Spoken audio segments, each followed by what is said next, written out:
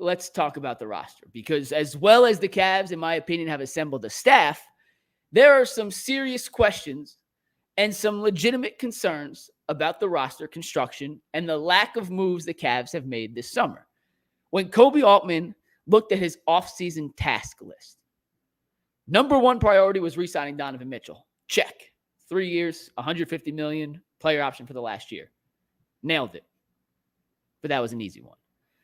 Number two on the offseason checklist was identifying a new head coach to replace J.B. Bickerstaff. While Kenny Atkinson wasn't my first choice, he is certainly a terrific choice for the position and has so far put together a great staff, in my opinion. Okay, 1 and 2 on the checklist, done and done. You got your star, you got your coach, and then it's time to evaluate the rest of the roster. And so far, the Cavs, outside of drafting Jalen Tyson with a 20th pick, have done nothing. Zero, zilch, nada, nothing. They have not signed a single free agent yet. They have not made a single trade yet. The only move they have made is what I mentioned a second ago, re-signing Donovan Mitchell. When you look at the rest of the Eastern Conference, the Knicks traded for Mikal Bridges. Mikal Bridges. Making the Nova Knicks a reality. The 76ers signed Paul George and Andre Drummond, and they gave Tyrese Maxey an extension. They got Caleb Martin, and they seemingly turned a ton of cap space into a ton of valuable players in a way that it never really pans out. Like, teams have been tanking and opening up cap space, praying for a big-time free agent to sign with them, and then they'll turn the extra money into other free agents, and it never pans out, but it did for the Sixers. Do you know Paul George is the first NBA All-Star player who had just made an All-Star team to sign outright with a new team in free agency since 2019? Like, it's crazy. It doesn't happen nearly as often as you would expect, especially with teams hoarding money. The Boston Celtics re-signed everybody. They're running it back. The Pacers re-signed Siakam. Re-signed Obi Toppin. Who else in the East? The Heat. They've lost some guys. The Bucks on the margin moves. They had 2 picks they drafted. They haven't done a ton, but they're more banking on a full year of Doc Rivers and Giannis being healthy and Dame being healthy for natural improvement. The Cavs, on the other hand, are sitting there kind of waiting for the dominoes to fall. And at first I said, all right, they don't have a ton of money. Isaac Okoro and what happens with him in restricted free agency, that's going to depend on how much of the mid-level exception the Cavs have available to them. So they'll let the first domino or two fall, and then they'll get aggressive. There are some tier 2 free agents out there that made a lot of sense for this team on paper. Then a few more dominoes fell. I'm like, ugh. The free agency pool and the list of guys I think who make sense with this roster is slowly deteriorating. But they have to sign somebody. They can't just run it back completely with the same roster. That'd be asinine. Everyone else in the East improved. You finished 4th in the Eastern Conference last year. You got to do something. And then a few more dominoes have fallen. And now we are at the bottom of the bin. And there are still a few guys out there who on paper would make your team better, but we're talking marginally better. There's no one in the free agent pool left who is going to take the Cavs and catapult them up a entire tier in the ranking systems, however you want to tier them right now, whether you want to group them in with Indiana and New York and Philly and Milwaukee, or you want to put them below. Like Paul Reed, who I think is one of the guys that makes sense, isn't moving the needle from the Cavs from, 45 wins to 55. Like, you're picking from the bargain bin now, which doesn't mean there's no value, but it's significantly less value than if you were able to make some sort of splash hire for a bigger name 3-and-D wing, even a Caleb Martin, a guy who Philly just got, who I thought would have been a really good fit in Cleveland. He's not a 5 or 6 win improvement guy by himself. So then it comes down to trades. And the Cavs, when they're making trades and looking at trades, their biggest asset is Isaac Okoro. And the question I wanted to ask you guys, which then I'll give you my opinion on, is how much value does Isaac Okoro really have? So I want you to put in the chat, and I'll read some of these at the end of my point here. What is Isaac Okoro's value in your mind? And do other teams covet Isaac Okoro? Because if the answer is yes, then you think a package of Isaac Okoro and some sort of sign and trade might be enough to get you a valuable asset in return. If you don't think Isaac Okoro is worth much, then you really don't have any trade assets to play with, and it's going to be extremely difficult to bring in any player of significant value without breaking up the core four, which is a whole separate discussion that we've done and I'll have again and again. But I'm going to operate for right now under the impression that Koby Altman truly wants to keep this core four together and has no intention of trading either Jared Allen or Evan Mobley or Darius Garland, and certainly not Donovan Mitchell. So if those four are off the table, and you could say right or wrong, I'm not telling you one way or the other. I've made my opinion on that very clear. I would break it up for the right opportunity, but I'm not just going to trade one of them to trade one of them. If those four are off the table, I'm not quite sure what you could realistically get back with the assets the Cavs currently have.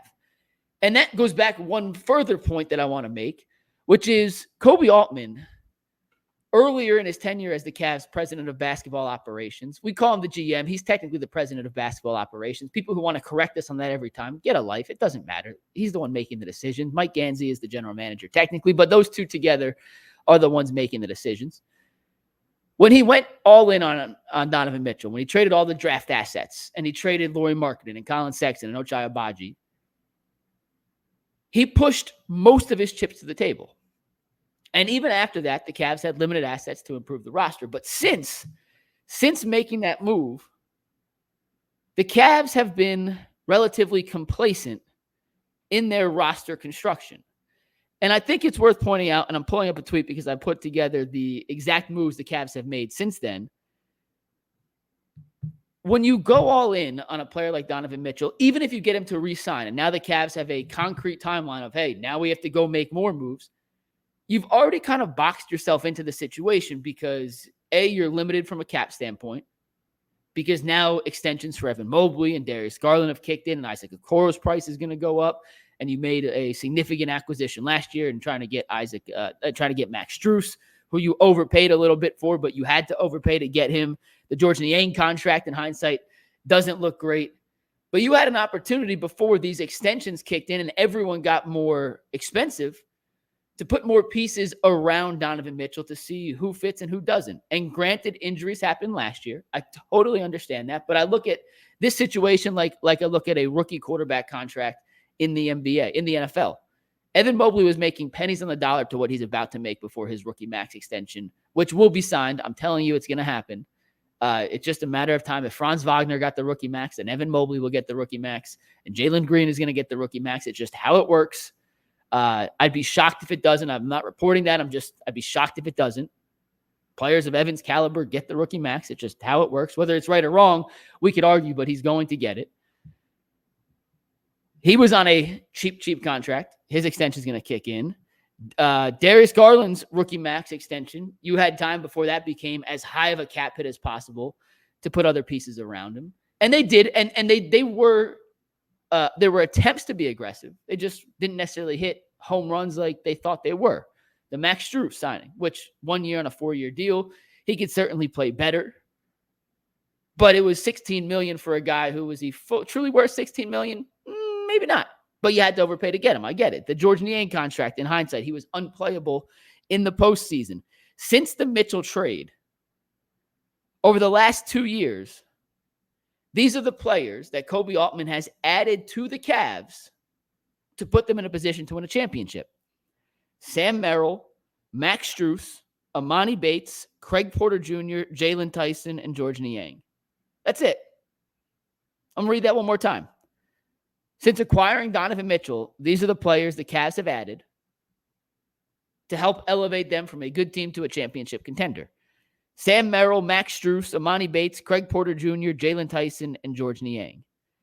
In that same exact time period, the Knicks have added Josh Hart, Mikal Bridges, Dante DiVincenzo, OJ Anunoby, 3 draft picks, and they made 9 trades. The Celtics added Drew Holiday, Kristaps Porzingis, Xavier Tillman. They made 3 draft picks, and they made 10 trades. Along those same lines, the Bucks have added Damian Lillard, DeLon Wright, Taurean Prince. They made 5 trades. The Heat, a lesser team. Terry Rozier, Josh Richardson, Kevin Love, Alec Burks, Thomas Bryant, Jaime Jaquez Jr., Khalil Ware. They've made 4 trades. You can make the case that Koby Altman has been aggressive, but has he been aggressive enough? That's in the eye of the beholder. you can make a case that he has had enough time to find ways to package assets together. And there are always ways to create assets. It's just a matter of what you want to part ways with. To put the Cavs in a better position they are in today, which is not a ton of assets to work with, limited cap space, and a roster that is pretty damn expensive in terms of their core. But is that core good enough to compete at the highest level? I'm just giving you the questions to ask, and then you can formulate your own opinions. You can bank on the internal development that Kenny Atkinson and Johnny Bryan and the rest of the staff brings to elevate Evan Mobley and Jared Allen and hopefully Jalen Tyson and Max Strus and Darius Garland and Donovan Mitchell. And in theory, that all sounds great. But is the internal improvement enough to keep up with the likes of the Bostons, the New Yorks, the Philadelphias, the Milwaukees, the Indianas of the East? It looks like the Cavs are banking on that. And part of the reason I think they're banking on that is trying to get inside the head of an NBA front office executive is a fruitless exercise, because the way we look at something is differently than the way they look at something. NBA GMs and NFL GMs and Major League Baseball GMs, and I'm sure hockey GMs, and I'm sure soccer GMs in the Premier League are stubborn. And they all think, as they should, that they are smarter than everyone else in the room. That's why they got the position they're at. And when you make a draft pick, whether it's an Isaac Okoro, or it's an Evan Mobley, or a Darius Garland, or a Jalen Green, or a Cade Cunningham, or whoever, a Scotty Barnes, you want to be proven right. And you're going to give these players every opportunity to make you look smart. And Koby Altman, I feel like, has boxed himself in this corner of the we don't want to break up the core four. And we've drafted well. And look at all the moves we've made on the margins that, once again, you can argue, and there are stats that say they're probably better than some people think. And then there's the eye test that says, I don't really care about the numbers. I don't trust them enough in a big moment. And there's validity to both sides of that, to where you have to make a steadfast and hard decision on what the route you want to take in the future is. And from the Cavs standpoint, I feel like Koby is looking at his roster and saying, I've done a damn good job building a roster, and I want to see this through, so I'm going to be extra patient unless I'm blown out of the water by a trade offer. I'm not giving up these guys that I myself was in charge of bringing to Cleveland. I don't necessarily think that's the best course of action, but I also am willing to understand if that's the decision that Koby wants to make. It's not the one I would make, but I understand the logic and the thinking behind it. And that brings us to the Isaac Okoro trade value. Is Koby looking at Isaac Okoro in one way saying, hey, him for Cam Johnson straight up, once again, I'm just throwing a name out there, that's a fair trade. And then the Nets are looking at that, and Sean Marks is saying, no, it's not. Like, we need significantly more. Okay, what else do you have? We got 3 second-round picks. That's not going to move the needle for the Nets or Sean Marks. Bobby Marks was on ESPN a couple days ago, and I believe I have the quote. So let's listen to what Bobby Marks had to say. It's an 18-second soundbite on Isaac Okoro. This is Bobby Marks of ESPN. So Cleveland's got Isaac Okoro, who's a restricted free agent. Look at maybe signing trade options for him. Maybe a bigger wing on a I don't want to give away the beans here. So keep an eye on Cleveland as far as signing trade options for Isaac Okoro here. That was on Wednesday. We are now Sunday, and there's been nothing of substantial value to corroborate what Bobby Marks said. The only guy on paper who makes sense for the Cavs, no, take it back. Let me rephrase that. He's not the only guy on paper who makes sense. It's the only guy who I think his value is pretty equal to the player you'd be getting in return with a few extra assets would be Dorian Finney-Smith of Brooklyn. Cam Johnson is the prize. In a perfect world, a couple picks, Isaac Okoro and Karis LeVert for Cam Johnson would make the Cavs better today. But is that enough for the Nets to part ways with Cam Johnson, who's arguably their most valuable asset right now? Especially when you look at their GM, Sean Marks, who turned down 2 first-round picks for Dorian Finney-Smith straight up last year. Now he's going to trade away Cam Johnson for Okoro, LeVert, and 3 seconds. I just can't see it happening. I don't think he's a realistic possibility, just because if he was truly available, I have to imagine other teams who are also looking for 3-and-D wings can put together a better package than Isaac Okoro, who has shown flashes in the past, but was unplayable in the playoffs. So the Nets are like, yeah, we'll love to take a chance on the guy who literally couldn't stay on the court for you last year in the playoffs or the year before and is now going to make 50, 60 million, whatever the contract number ends up at, and a couple second-round picks. That there's just no way that's enough, in my opinion.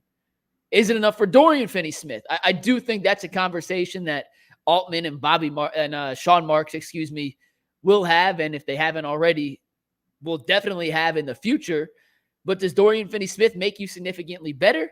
I'm not sure he's a huge upgrade, but the one thing he does provide is a little more roster flexibility. DFS Finney-Smith is a 3-4, unlike Okoro, who's a 2-3, and the Cavs currently have a plethora of guys on the wing who play the 2-3.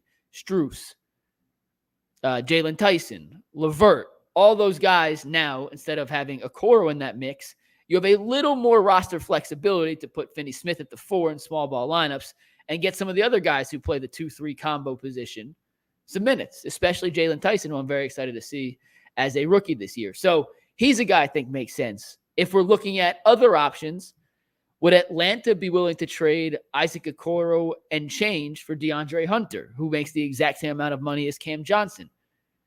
They just drafted Zachariah Risa-Shea, who plays a 3-and-D position. I have absolutely no idea what Atlanta's trying to do. They traded DeJounte Murray. Hunter's not on a crazy contract, and he doesn't need the ball a lot, which is a perfect fit next to Trae Young. So would they be interested in Okoro? I don't know. I just don't think in the big picture, Isaac has a ton of value as a trade asset. And when you put together the Cavs' best potential package of Isaac Okoro, Karis LeVert, who's on an expiring contract, and a couple second-round picks, or a 2031 first, unfortunately, I just don't know if that's getting you anyone of value that's going to significantly improve the Cavs' chances of competing in the East. It could slightly improve them. I'm not saying you can't get better with that package. I just don't know if we're going to get the type of return in a trade for that package that I think we all expected the Cavs to make in some way, shape, or form when the offseason started. I'm talking the Brandon Ingrams of the world, the big-name acquisitions who could change the complexion of this entire Cavs roster. I just don't think the Cavs have the assets or the desire to part ways with they have the assets. I just don't think they have the desire to part ways with the assets needed to make a splash like that. So, yeah, that's kind of where I lie right now. The Cavs are just sitting patient. I don't know how you could feel good about your standing in the East unless you know something that we don't in terms of Atkinson's plans to how he wants to use and develop these guys. And then if that is your big swing is internal development, you just have to have your fingers crossed and do a couple extra Hail Marys before bed every night that these guys can make that jump. It's not crazy to think that if the Cavs and all their players take a little jump, and some more than others, Garland in particular and Mobley in particular, take these big jumps, the Cavs in theory should have 4 players that are top 55 guys in the league. Now, the Celtics had 5 guys last year, but not many teams could say they have 4 guys in the top 55 if they take the jump they need. And if you have 4 guys in the top 55 and they don't pan out, then there's clearly a fit issue. And I kind of think there's a fit issue already, but I don't agree with it, but I can see the logic of Koby saying, I think these guys are all better than their value is on the trade market, so let's run it back. But I think there's a glaring hole still in a true need for a 3-and-D wing, a big 3-and-D wing on this team. And I'm just not sure the Cavs can acquire that player without breaking up the core 4, which if he was available for, I would, but I ain't Koby Altman. My name is Mike Lucas. I go by McNuggets, and I play D3 hoops. That's the only thing me and Koby have in common. We both play D3 hoops. That's about it.